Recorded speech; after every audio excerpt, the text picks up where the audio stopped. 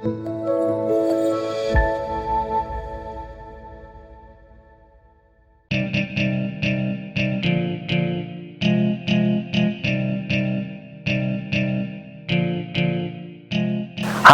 I'm Ntandoyenkosi Khumalo.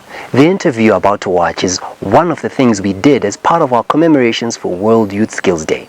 I sat down with Dr. Thokozile Chitepo and we discussed the interventions to help young business people that the government of Zimbabwe has put in place. Enjoy.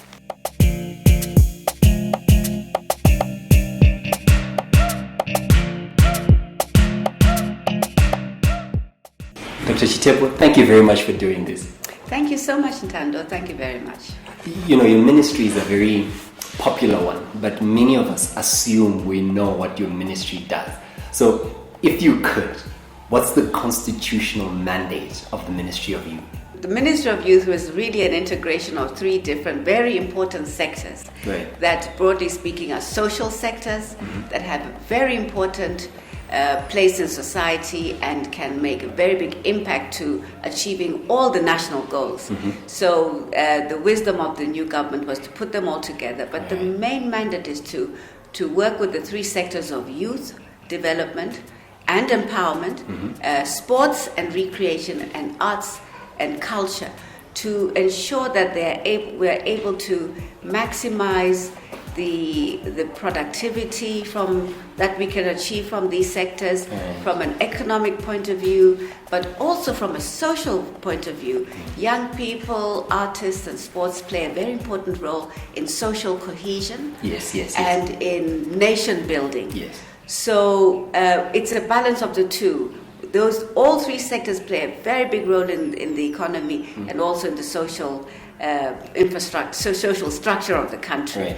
And so that's the main mandate. That's the very broad mandate to make the opportunities available for all these three areas to contribute to the economy, build their capacities to contribute to the economy, to market their products, produce new products. And when I talk about products, even in sports, the athlete is the product. And make sure the environment can get the best products. And for those who are not trying to compete, just to improve activity amongst young people, competition and enjoyment from sports, from arts, and to have young people play a very big role in the economy and in all sectors of society. And what's your role as the permanent secretary in achieving or implementing this grand vision, if I should say so myself? Well, my role, I work with the politicians, and I work with the staff in the ministry, and I work with the clients, all the young people and the arts. So I'm at the center of all of that. I'm at the top of that. But I think I see my main role as being a person who is always checking out, understanding what the goal is very clearly, so that you're able to keep reminding and assist people who are working, whether you're working as a politician, a minister or deputy minister, your staff, your directors and staff, and even for our clients, always trying to be very clear about what it is we're trying to achieve and to steer the ship to focus in that direction. We want to be sure that we are clear about that direction, but also to be clear about what results. How will we know that we are achieving what we want to achieve? And that's my responsibility, to be clear about that and to assist working with others to keep focused on how are we going to know that we're achieving the results we're trying to achieve. And that takes it takes quite a bit, but it's as you work at my level with the politicians, it's a very political interest.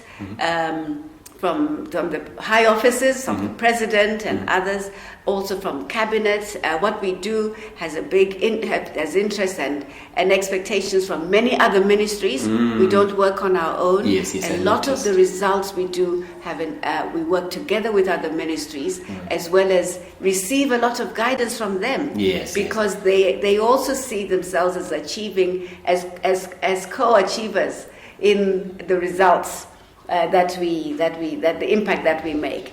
Yes. So there's very few things that we do for which we feel we are solely responsible. Yes. And as you are just explaining that to me, I'm thinking to myself, I wonder if the young people actually know this mandate and your role. Do you think the youth know that? Because they're the main client, if I could say. Well, the young people, many know, but unfortunately many do not. And one of the things that we do want to work on is improve our communication about what they should know, about what they can expect from government. We do know many are aware that there's need for a policy, and we have recently, 2 years ago, the President launched a third review of our national youth policy, which we engaged with a lot of young people, and many gave their contributions about what they would expect in all areas, in the environment, in business, in the arts. There's many more who, once they know there's a policy, are not really sure how to engage with us. So the way we are structured is probably one way that we can work better. We have officers, yes, at head office, but we have a presence in every province. Okay. Yes, we have staff in every province, all the 10 provinces of the country.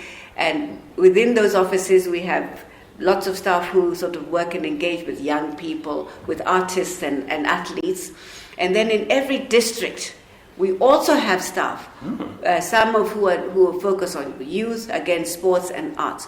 So in every district, you will find officers there. And then on the ground in every ward, we have officers. Wow. And all of these are people you can interface with. If you're a person interested in an artist or a young person, you can interface with them to find out more about what we can do. And I'm not sure that many are taking advantage of that opportunity. We do have some limitations in some areas for transport to be able to reach people, particularly in rural areas, and get young people together and explain to them what we do. But where we do and are able to, we do call them together. We do the same with artists. We do the same with athletes. And so that's one way in which we reach out to them. We let them know that they can come to us just for advice. You're a young person, you could be looking for a job, and we have officers there who can tell you, what you may need. Or you could be looking for advice. You want to go into business, and you've heard on the radio that, there's a program for potato growing. Yes. You want to know how to get involved, and then we direct them, or even work with them to work with the relevant ministry or whoever is implementing that program. We assist. So a lot of our work is to assist and direct them where they go. We also invite them to participate. We have lots of programs, workshops, exchange visits. You have organizations, churches or NGOs who come and say they want to have young people come together. They come to us, and then we assist in mobilizing the young people. So we also have a lot of outreach where we invite and encourage young people to come. But I think the question still remains: how many do we really reach all of them? I think there's a little more work we need to do, and partly with resources, but partly with also improving the way we do our work. So there are lots of ways in which we could improve the information about what we do. And as you're just talking and you explained to me the various levels, the ambitious side of me then came out and said there are other young entrepreneurs who are like me, who may have ideas that they want to engage the ministry. It's our parent ministry, that's who we want to engage to implement this. The engagement levels that you have explained, is that the process in engaging your ministry or your office, or there's an alternative route? Oh no, well, there are different routes. There are many different routes, but it's always a good thing to start where you are, right? Because you just never know. And there are also many different opportunities. We have ministry, and we will let you know if you don't feel satisfied. We will also let you know about others we work with. We have Empower Bank, for example, that can assist you with resources, with finance. But you still need to, the young person will still need to interface with them. Right. And through ourselves and Empower Bank, we can let you know about many other organizations. And what I would like to encourage young people is not to give up. Many Right. we meet many young people who say, "Oh, we went to your office and it didn't help." And my advice is to say, because it happens, believe it or not, even at my level, when a door seems to not open wide enough for me, then you go and look for another door. And it's an attitude we would like to young people to build amongst themselves. If it fails or you're not too satisfied, go and knock on the next door. You can even go back to the same ministry and ask to see somebody else. It just may not have been right when you did, but I would like young people to take more responsibility in making sure they get what they want. The purpose of this interview, above many other things, is to commemorate World Youth Skills Day. So I'm interested in finding out what your ministry is doing, just from what you've said, what your ministry is doing to capacitate young people to be able to fend for themselves. Good.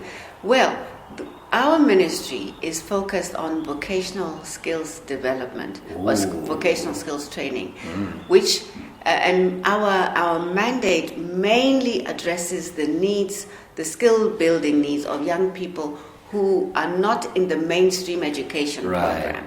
So you've either a lot of our clients are young people who've either dropped out of school for economic reasons or for other reasons, or young people who have reached O-level. Many of you have reached O-level, but not been able to achieve the 5 O-levels to proceed to do their lower sixth and upper sixth and further on. Right. And because they just don't have the basic requirements, they now are now left with trying to look for options for how to either reskill themselves or improve their academic qualifications. And by the way, the statistics is that we have about 85% of our young people who do not all get 5 O-levels. 85%, yes, of those who sit their O-levels do not get the full 5 O-levels for them to proceed to Form 5 and Form 6. That's a very high statistics. And those are our clients. And for many of them, because they're now mature, young adults, it's not just a straight option of going back to school, even if they wanted to repeat. What they need to be having as a dual plan is that they need to be earning some sort of income to assist themselves, as well as have a plan for improving their skill, their skills. So what we do is we offer in our vocational training programs a certificate called Training for Enterprise, which is a certificate that offers you a chance to build skills in specific areas, and they're quite broad: plumbing, agriculture, hotel and catering, sewing or dressmaking, the kind of areas that are very basic at the lower end of most of our industries. Right. Which won't require you to have your 5 O-levels, but for which you will get a skill and be able to even develop products that you can sell. So if it's carpentry, you will learn how to make just basic, simple furniture, be able to get a living. And the expectation is that once you are able to earn some income, you should also be planning on improving your qualification, your certification. Either get your O-level passes that you didn't get, or then become a certified carpentry, expert through the apprenticeship system. But this is the starting place. Right. And several of the young people who've gone through have actually found a path to even getting degrees after having started off with vocational training. So it's very, very important. When young people graduate, we expect them to be able to immediately make a living. If you've learned how to sew uniforms or dresses, you should be able to go out and say, I can make corporate wear, just simple, overalls I can make, and you can offer yourself, and with a little machine you can even say, I can make overalls and make a little money. So that's the expectation. Any graduate who leaves out there will be able to do something. If it's in agriculture, you should be able to look after a full set of chickens without saying you still need to go for further training. So you leave with your basic training. But we also really would like many to continue wanting to pursue the 1 or 2 O levels or 3 that they did not pass, yes. because the opportunities become even broader if you can get that way. But our assurance is that you can get some income for yourself. And I like that. And as you're talking about enterprise, I just want us to go a bit more into that side of things to say, in your engagement with young people, what are 1 or 2 of the challenges that young people say they are facing in the marketplace? And what have you done as a ministry to try and help them overcome those challenges? Well, it's a number of things. It's first of all, many of them have problems just finding space to produce whatever they want to do. If it's in agriculture, the biggest complaint is that we don't have land. If it is, if they are in learning, wanting to sew or doing carpentry or metal work or fixing cars and the like, the big issue is space. Okay. Finding space to do that. Now, so what we and our officers do in the different provinces and districts is to start seeking partnerships with local entrepreneurs or with the local authority to ask to provide space. In some cases, we as a ministry actually pay rent for young people to come and have a little place where they can fix and service cars, or we encourage local entrepreneurs or authorities to provide that space for young people to do it. So space is very important. The other thing, of course, is just being able to get the equipment to be able to do so. In some cases, we're able to, when they graduate, give them a little equipment for them to start, but in many cases, they need more. Yes. So if you're going to be fixing cars, there are some certain basic things you will need, for fixing tires, for lifting the car and the like. And because that equipment may be a little costly, we then try to see if we can get any loan system or an arrangement with an existing entrepreneur to allow them to work or share the equipment while they build their own resources to do so. Then, of course, marketing. Marketing is very important. So many, whether it's in agriculture or that, will have a problem there. And our staff in our vocational training centers, together with our youth development officers, have a big assignment to work on the marketing. But we find we do a lot with partnership. And we're very pleased, I must say, we must declare that we are very pleased that you find churches, will volunteer themselves to see and what assistance they can give. We have several non-governmental organizations, some of them even community-based organizations, individuals on their own who will reach out to us or to the youth to say, what is it that you need to carry on? And we applaud those who do, but we would like to encourage a lot more people to find ways to support the young people as they begin to their businesses. Again, I think we could do better with more communication to let people know, because when we do approach entrepreneurs, we've never found an entrepreneur who's not willing to take on a young person. So we just need to improve that and get our outreach better so that more can work with us. It's an entirely big project. We can't expect it to be all driven by the institutions. It's the business people out there, it's the church organizations, it's the philanthropic or just good-hearted people out there who will assist our young people.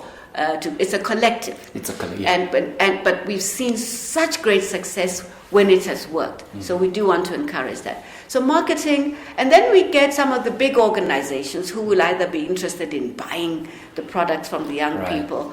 Maybe if I should ask this to say, what can young people do to help you serve them better? Well, apart from changing their attitude about, and being very positive about trying to improve their lives, we would encourage them to group themselves. Yes. When you're in, say, potato farming, befriend the other potato farmers in your area. Because when you work as a group, even if there's just 5 or 6 of you or 10 of you, you're able to, and we are able to access services for you in a much more successful way. So, for example, we can link up with the Minister of Agriculture and say to them, well, we've got 10 young people here who are trying to work out in potatoes, but there seems to be a problem about receiving better quality of seed, or the fertilizers delivery is not working very well. Could you assist? And we know that then the Minister of Agriculture, the Mdumeni, will come, and they are now happier because there's a group working. Yes. So working in groups is very, very important. Of course, you can receive assistance on your own, but we know that it's easier for us to then work together. And it's in anything. The same thing in sports. You're a good sports person, you form clubs, because then it's easier to work with you as clubs. You need certain things, we do it. Even artists, you're very good, you play your guitar, but who else does guitar? Who else does drum around here and the like?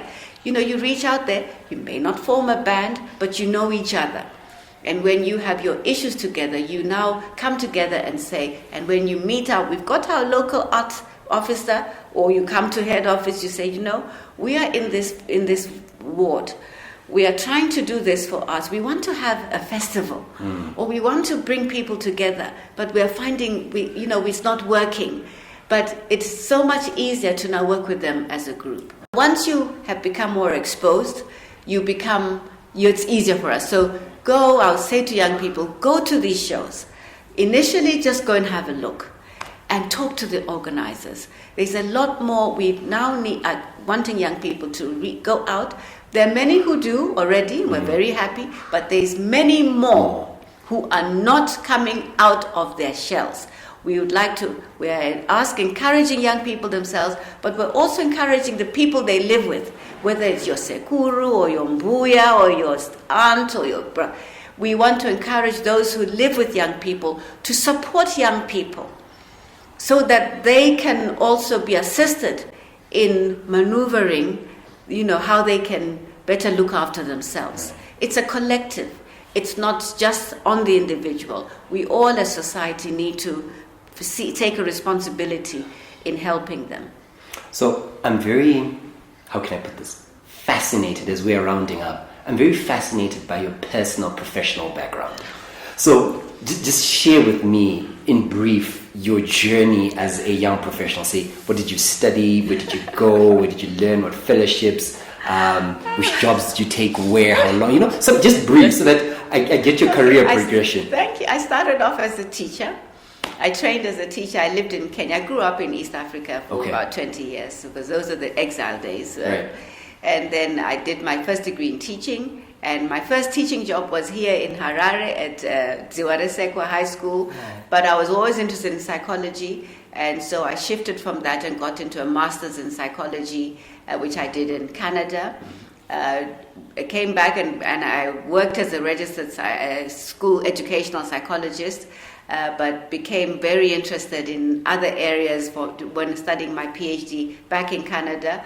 In cognitive psychology, very interested. But because I was living abroad, got jobs in international development. Yes, working for projects that were funded by either, international organizations. And then that landed me in South Africa, heading up a project in education. And the focus was on youth. Right. And that's where I think, apart from my own interest in youth, I then spent about, 3 or 4 years just going around South Africa working on programs they had and policies they had for young people, and particularly tertiary education, or what they call further education. Then got a job was working with international organizations. Who were funded sometimes by USAID or the World Bank and others. Then got a job with the Kellogg Foundation, and I was a program director with them. And they were serving 6 countries in Southern Africa, and I worked mostly on the youth development portfolio. Wow. So I traveled 6 countries in Southern Africa. I interacted with governments, with organizations and churches, and got to know a lot about the status of youth in these 6 countries. And that's where I understood quite a bit. And then left that to work at the university. I worked at Africa University, served there, was teaching psychology for a few years, and then became appointed as the Dean of the Faculty of Humanities and Social Sciences, and I served in that position for 7 years, and then left that and joined government. And I've been in government now 11 years. initially as a principal director, and then for the last 10 years as a permanent secretary. So my second from last question is this, because you've touched on it, and I just want to go a bit deeper. The Chitepo name and this country comes with a huge legacy and with a lot of pressure. And I know there are many other young people who have, whether it's your family name or your gender, that you feel a lot of pressure. How have you managed to keep the pressure over to work and be productive and actually achieve in spite of the pressure that comes with your family name? Well, first thing I must say is there is pressure, but there's also pleasure. To set the record straight. There's also pleasure. Right. So yes, the pressure is very daunting, and it lives with me every day. But once I decided that this is, I have to live with it and accept it, and I know that for men that there will be challenges. Not everybody will appreciate, or there will be questions as to what what the intentions are and why I'm doing this. Right. But I'm convinced, and I've been convinced for many years, that working and serving in the area I'm doing and doing what I love is the best way to even honor the work of my parents. Finally, a lot of young people are going to watch this interview, and many of them, for one reason or another, may want to leave Zimbabwe. As someone who's fighting for the upliftment and the betterment of young people, speak to them, convince them to stay. Well, there's just lots of opportunities in Zimbabwe, and I know it's telling a young person who's feeling discouraged, it'll be difficult to do so, but it starts within yourself, and being willing to do things that you may not have wanted, you may not have considered. We talked about even improving or diversifying your skills. If you've had an education background and you've passed very well in straight commercial subjects and the like, and it's not worked for you, consider taking something practical. Right. Because the entrepreneurial side is going to require a practical skill. And it doesn't mean you have to go back and do a degree in engineering. You can start off with a simple skill. You could have been interested in architecture but had a flair for fashion and say, well, let me just find out a little more and get into this. And you'll be amazed. So we do need to be willing and adventurous to try out things that you may not have thought about. Right. And that's, you do need to be courageous. It may mean moving out of the support sphere that you have perhaps from your guardians or parents and what you've had for several years of being in a formal high school where you didn't have much exposure to the practical side of things. But the truth is, once you get the courage to do so, you'll be amazed that there are opportunities there. And I also do know that for those who have the opportunity, who have been elsewhere to other countries and abroad, there are always ways that your skills can be used at home. Yes. The experience from abroad can also benefit you here. So it works both ways. There are many young people who are out there and wondering how they can come back. They can come back. I still believe that with the industrial drive globally and locally, the knowledge of some skill area is what will give you that advantage. And don't be too ambitious. Start off with $20 a month on top of $10. It's great. In 6 months, you'll be talking about $35. In a year, it will be $50. In 5 years, it will be $5,000. So start small, don't be ambitious. Your ambition must be about trying to get somewhere, not to get there immediately. There's room in all areas. So go out there and be interested and be adventurous. Dr. Thokozile Chitepo, thank you very much for your time. Thank you very much, Ntando. Thank you.